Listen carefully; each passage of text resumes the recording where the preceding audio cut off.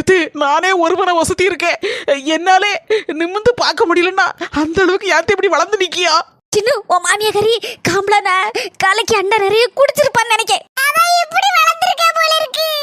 கடவுளே, நான் சொல்லாம கொள்ளாம வந்துட்டேனே, அதான் அந்த கோவத்துல நிக்கியோ. ஆறி நாலு முடி என் மாமியார் பார்க்க அவசரத்துல ஒரு தட்டு கொடுத்துட்டேன். பேசாம உட்காந்து ரெஸ்ட் எடுங்க. இல்ல என் நேரம் எதுக்கு எடுத்தாலும் நான் தான் அடி வாங்குதேன். சரி விடுங்க விடுங்க. தங்கிமா கொஞ்சம் தள்ளிக்கோங்களா, எங்க மாமியார கொஞ்சம் அமைதிப்படுத்தணும். என்னடி என்னது ரொம்ப துள்ளுதியா? என்னது துள்ளுதானா? துள்ளுதுன்னு சொன்னா டான்ஸ் ஆடுதீங்கன்னு சொன்ன மாதிரி அர்த்தம் இல்ல. துள்ளுதீங்கன்னா அவ்வளவு கோவத்துல இருக்கேல என் மேல.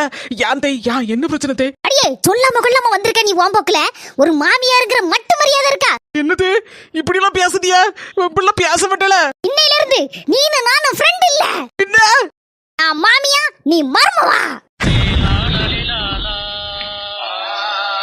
சின்ன உன் மாமியா கறிக்கு நட்டு கலந்துட்டா. தெரியலையே நாலு முடி, என்னன்னு தெரியலையே. ஒரு நாள் இல்லாத திருநாளா இப்படி பேசுதே என்கிட்ட. இது யான் இந்த மாற்றம் உங்களுக்குள்ள தெரிஞ்சுக்கிடலாமா காரணத்தை? இப்ப தெரிஞ்சுட்டே நீ ஏன் இப்படி வளர்ந்து நிக்கியான்னு காரணம் தெரிஞ்சு போச்சு. சின்ன உன் மாமியாக்கர் இப்படி கொடூரமா மாறினதுக்கு அந்த பஞ்சு கிழவிதான் காரணம். சும்மா விடாத. நாலுமுடி ஆவேசப்படாதீங்க, உட்காருங்க பாத்துக்கலாம். எதே சீட் இருக்கு, எதுக்கு வீணா நின்னுட்டு வாரியா? உட்காருங்க தே. சொல்ல கேட்க மாட்டேல, உட்காருங்கம்மா. கண்டக்டர் சார், என்ன யாரு நினைச்சீங்க? நான் வருங்கால எம்பி பஞ்சவர்ணம். இத்தனை வருஷமா பஸ்ல வரேன், ஒரு நாள் கூட கம்பியை பிடிச்சிட்டு வந்தது இல்ல, சீட் இருந்தா உட்கார்ந்தது இல்ல, நின்னுகிட்டே தான் வருவேன். வடிவேலுக்கு அக்கா போல இருக்கு. சரி நின்னுட்டு வாங்க. ஏக்கா உட்காருமாக்கா, கால் வேற வலிக்கு. இல்ல தாயி, நம்ம மான மரியாதைலாம் என்ன ஆகுது? எல்லாம் காத்துல பறந்துரும் பாத்துக்கோ. ஏக்கா முட்டு ரெண்டு வலி உசுறு போகுதுக்கா, கீழே விழுந்து மண்டை உடைச்சிரும் போல இருக்கா. உட்கார விட்டா நம்ம படுத்துருவோம் போல இருக்குங்கடா, அவ்வளவு கால் வலிக்கா. இந்த பாரு, நம்ம கெத்தா நின்னுட்டு இருக்கோம், வெத்தாக்கி விட்டுறாத. ஒரு கூட்டமே நின்னுட்டு இருக்கு நம்மள சுத்தி, எல்லாம் சிரிச்சு துப்பி விடும் அப்படின்னு சொல்லுதியோ? ஆமா, இன்னும் ஒரு 10 நிமிஷம் பொறுத்துக்கோ, அதுக்குள்ள நார்வேல் பஸ் ஸ்டாண்ட் வந்துரும். நம்ம இறங்கி வேற பஸ்ல ஏறி ஊருக்கு போயிருவோம். அந்த பஸ்ல நீ உட்கார்ந்துட்டு வா, இல்லைன்னா படுத்துட்டு வா. கிளவி பேச்சு கேட்டுட்டு என் மருமூளை மிரட்ட வந்தனே, என்ன பிஞ்சு செருப்பால அடிக்கணும். கால் ரெண்டு கடப்பட ஆடுது, முட்டு ரெண்டு தேஞ்சு போய் நிக்கி. எங்கட சாட போறேன்னு தெரியலையே. செல்ல தாயி, ஆனது ஆச்சு, 10 நிமிஷம் பொறுத்துக்கோ. கிளவி சொன்ன மாதிரி 10 நிமிஷம் தானே, பல்ல கடிச்சிட்டு நின்னுக்க செல்ல தாயி. அஞ்சு என் மாமியா கறியவா எனக்கு எதிராக சண்டைக்கு மூட்டி விடுத. உனக்கு இருக்கு இப்ப பாரு ட்விஸ்ட்.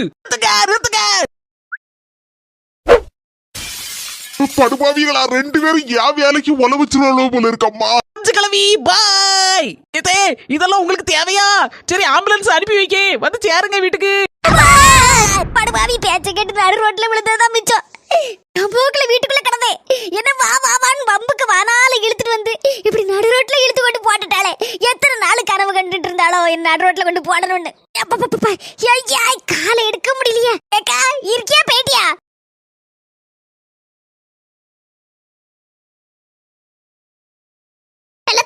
Are you okay?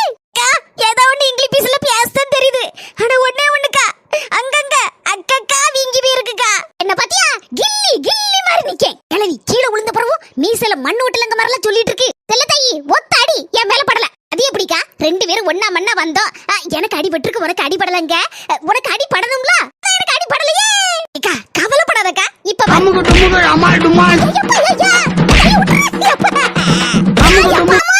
உங்களுக்கு எனக்கு தனியா ஸ்பெஷலா சாம்பார் இட்லி. என்னடா சொல்லும்? அவங்களுக்கு மட்டும் தனியாட்டு இட்லி, தனியா சாம்பார் கோழி குழம்பு வச்சிருந்த, நமக்கு மட்டும் சாம்பார் இட்லி. அங்கதான் நிக்க உங்க பொண்டாட்டி, இங்கதான் என் அறிவை நீங்க புரிஞ்சுக்கிடணும். எனக்கு ஒண்ணு புரியலையே. அட டியூப் லைட், உங்க மச்சாங்காரரு நான் சுட்ட குஸ்பி இட்லி தின்னுபட்டு பல்லு உடைஞ்சு கிடந்தார்ல, அதே மாதிரி நீரும் நானும் பல்லு உடைஞ்சு கிடக்குதுக்கா. பல்லு போனா சொல்லு போச்சு, அதுக்காண்டி தான் காலையில இட்லி அவிச்ச உடனே சாம்பார்ல மிதக்க விட்டுட்டேன், உமருக்கும் எனக்கும்.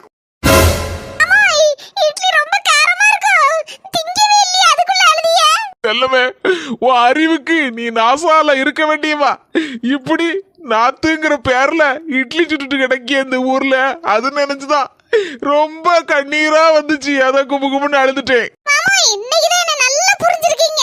சரி அழாதீங்க, கண்ணு தொடச்சிட்டு சாம்பாரை இட்லில கரைச்சி அப்படியே கடகடன்னு குடிங்க பாப்போம்.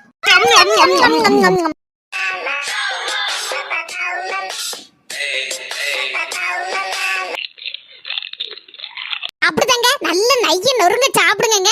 வேலைக்கு போற மனுஷன் நல்லா சாப்பிட்டா நல்லது. திடீர்னு நீ என்ன பிரியாணி கிரியாணி சிக்கன் பீஸு முட்டை அது இதுன்னு என்ன தலைமை செஞ்சிருக்க? என்னடி என்ன விஷயம்? உங்க அக்கா வந்திருக்கான்னா? அது ஒரு பக்கம் இருந்தாலும் உங்க அம்மா இருக்காவல்லங்க, என்கிட்ட சண்டை கிட்ட போட்டாலும் ஒரு பக்கம் மனசே கேட்க மாட்டேங்குது பாத்துக்கோங்க. இந்த எலெக்ஷன்ல அங்க எங்கேயும் சுத்திட்டே அலைஞ்சா பாத்தீங்களா, நல்ல சோறு தண்ணி இல்லாம ஒரு மாதிரி வத்தி போய் இருக்கா. பரவாயில்லையே, என் பொண்டாட்டிக்கு என்ன கரிசனை எங்க அம்மா மேல இருக்காத பின்ன. என்னதான் இருந்தாலும் புருஷனை பத்தி அம்மா இல்ல. மாமியா மருமா சண்டை ஒரு பக்கம் இருந்தாலும் ஒரு பக்கம் பாசம் என் மனசுக்குள்ள இருக்கதான் செய்யுது.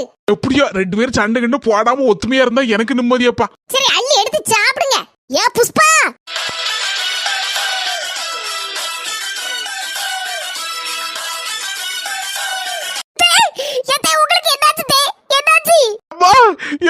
என்னம்மா மூஞ்சி கை கால்லாம் பியாந்து எடுத்து வந்திருக்க? தூர் கெட்டு வர போட்டிருக்கு போல இருக்க. எம்மா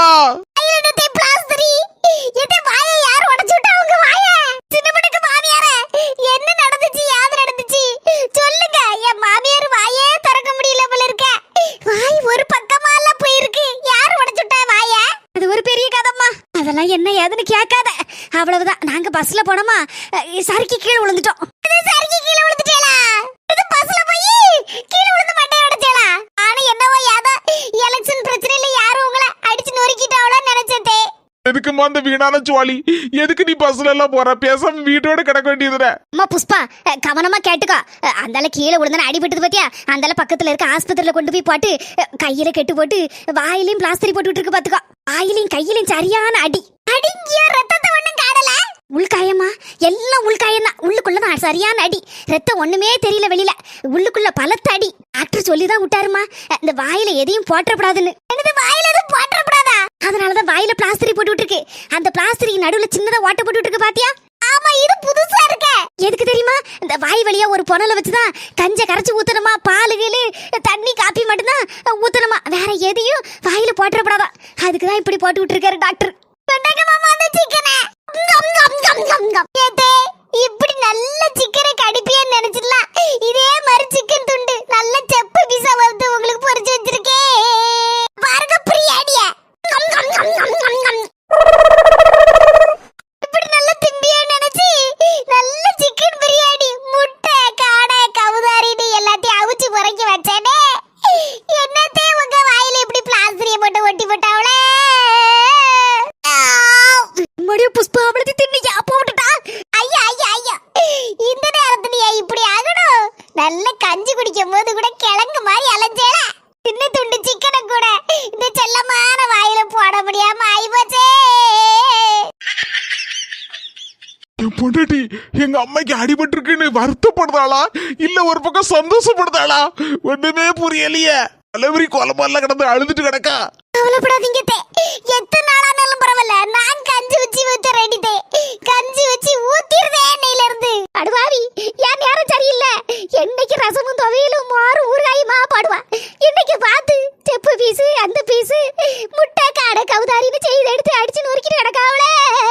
அங்க தே, அங்கங்க அலங்காம வாங்க. உங்க அம்மைக்கு உடம்பு சரியில்லை பத்தியலா.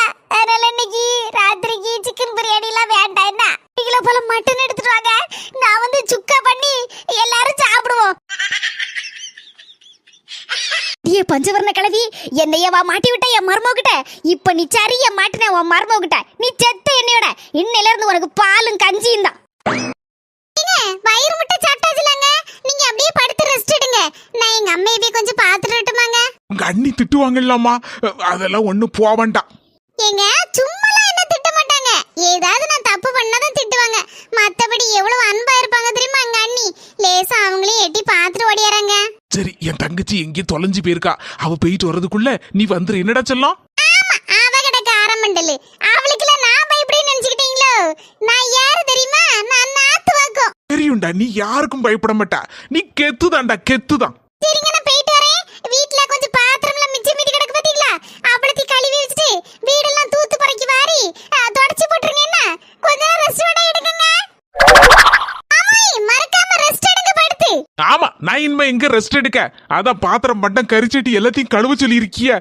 வீடு வேற தூக்க சொல்லி இருக்க, துடைக்க சொல்லி இருக்க. இனி நான் ரெஸ்ட் எடுத்து அப்பல